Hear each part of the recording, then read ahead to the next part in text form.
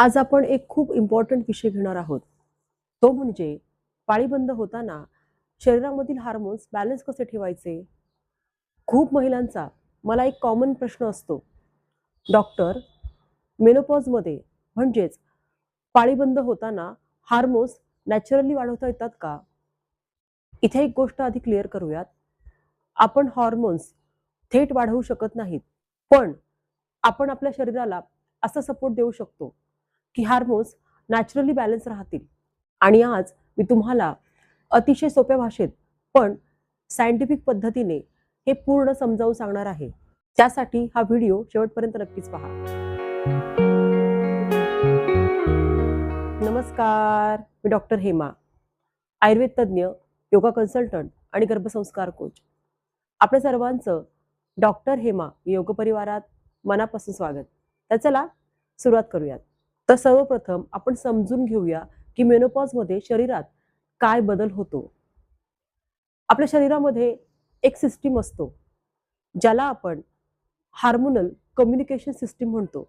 आपला मेंदू म्हणजे ब्रेन तो ओव्हरीजला म्हणजेच आपल्या अंडाशयाला सिग्नल देतो आणि ओव्हरीज हार्मोन तयार करतात. पण मेनोपॉजमध्ये ओव्हरीजचा हा रिस्पॉन्स कमी होतो आणि त्यामुळे इस्ट्रोजन आणि प्रोजेस्टेरॉन हे कमी होतात आणि मग इथूनच सुरुवात होते वेट वाढायला, आपल्या पोटाभोवती फॅट साठायला, मूड स्विंग्स, झोपेच्या समस्या. म्हणजे हा फक्त एक हार्मोनचा प्रॉब्लेम नाही, तर पूर्ण सिस्टीमचाच इथे बॅलन्स बदलतो. म्हणूनच आपण फक्त इस्ट्रोजन हा हार्मोन वाढवण्यावरच फोकस न करता पूर्ण हार्मोनचा बॅलन्स कसा ठेवायचा यावर लक्ष द्यायला हवं. तर आता सर्वप्रथम इन्सुलिन आणि स्ट्रेस हे जे काही हिडन कारण आहे तर ते आपण समजून घेऊयात. कारण खूप कमी लोकांना माहिती असलेला हा मुद्दा आहे की हार्मोन बॅलन्समध्ये फक्त इस्ट्रोजन नाही तर इन्सुलिन आणि कॉर्टिसॉल हे हार्मोन्स खूप इम्पॉर्टंट आहेत. आता यामधील पहिला तो म्हणजे इन्सुलिन, जो आपली शुगर कंट्रोल करणारा हार्मोन म्हणून ओळखला जातो.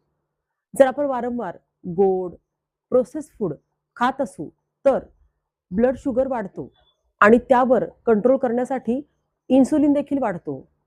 आणि इन्सुलिन जास्त झाला की बॉडी ही फॅट स्टोअर करायला लागते आणि हे फॅट स्टोअर होताना देखील विशेषतः आपल्या पोटाभोवतीचा म्हणजे बेली एरियातला फॅट इथे वाढायला लागतो. आता यातला दुसरा हार्मोन तो म्हणजे स्ट्रेस हार्मोन, यालाच कॉर्टिसॉल असं देखील म्हणतात. तर तुम्ही सतत स्ट्रेसमध्ये असाल तर कॉर्टिसॉल वाढतो आणि हा कॉर्टिसॉल वाढला की आपल्या शरीरामधील इस्ट्रोजनचा जो काही बॅलन्स आहे तो अजून डिस्टर्ब होतो. म्हणूनच स्ट्रेस वाढला की वजन वाढणं आणि हार्मोनचा इम्बॅलन्स होणं ह्या गोष्टी घडायला लागतात. त्यामुळे एक सिंपल गोष्ट लक्षात ठेवायची आहे की हे सगळे हार्मोन्स हे एकमेकांशी जोडलेले असतात. तर आपल्या शरीरामधील हार्मोनच्या बॅलन्ससाठी आपण डाएट म्हणजे आपला आहार हा जो काही महत्त्वाचा भाग आहे तर हा थोडक्यात पाहूयात. तर आता आपण प्रॅक्टिकल पार्ट बघूयात की हार्मोनच्या बॅलन्ससाठी डाएट खूप पॉवरफुल टूल आहे. म्हणजे योग्य प्रकारचा आहार असणं हे अतिशय महत्त्वाचं आहे.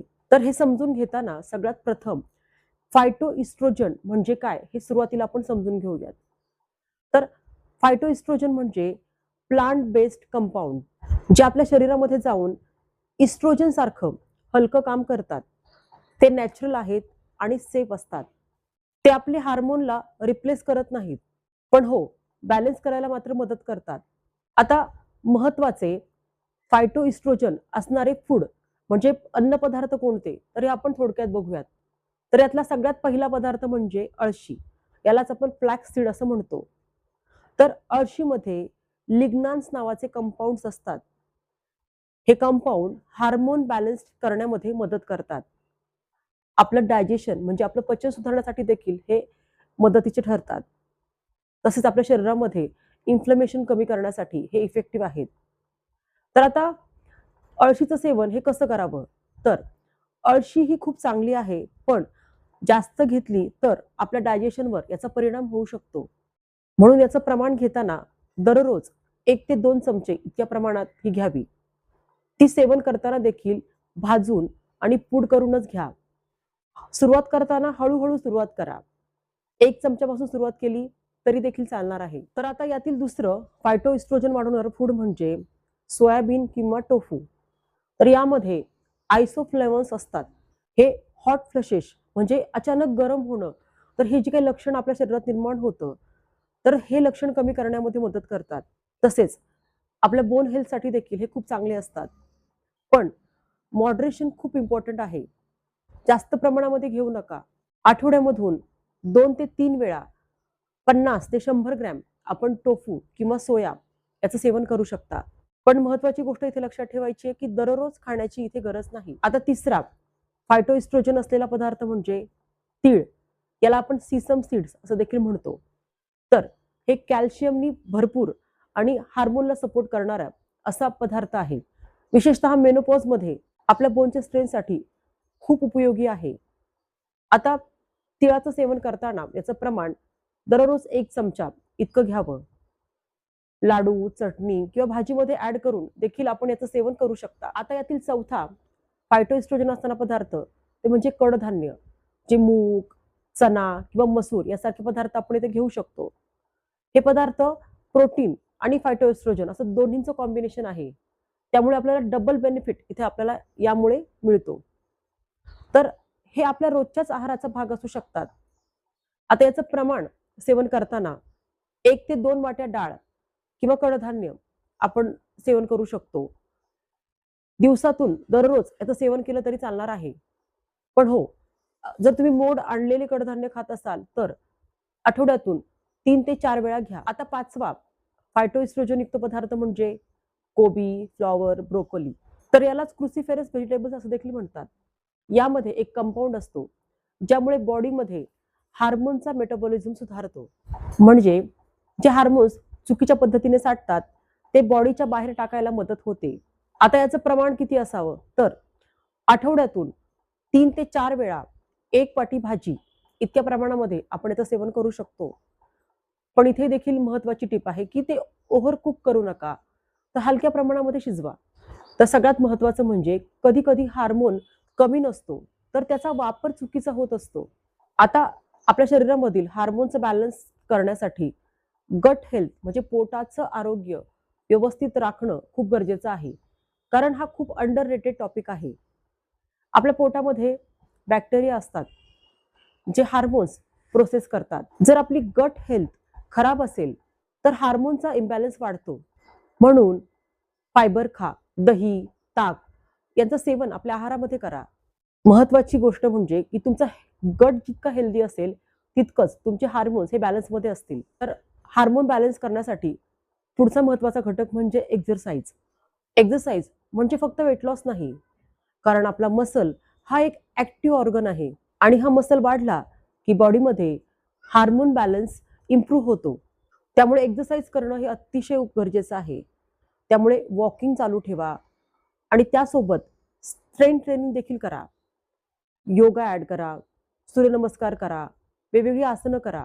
कारण आपले मसल जेवढे स्ट्रॉंग असतील तेवढेच आपले हार्मोन्स देखील स्ट्रॉंग असणार आहेत. आता हार्मोनच्या बॅलन्स मधील सगळ्यात महत्वाचा मुद्दा म्हणजे आपली झोप. कारण झोपेमध्येच आपली बॉडी रिपेअर होण्याचं काम होत असतं. कारण योग्य झोपेमुळे मेलाटोनिन नावाचा हार्मोन हा तयार होतो, जो हार्मोनच्या बॅलन्समध्ये खूप मदत करतो. जर तुम्ही उशिरा झोपत असाल तर शरीरामध्ये कॉर्टिसॉल वाढतो आणि तो आपल्या शरीरावर स्ट्रेस निर्माण करण्यासाठी कारणीभूत ठरतो. त्यामुळेच याचा परिणाम म्हणून हार्मोनचा इम्बॅलन्स वाढतो. त्यामुळे 7 ते 8 तास झोप खूप गरजेची आहे.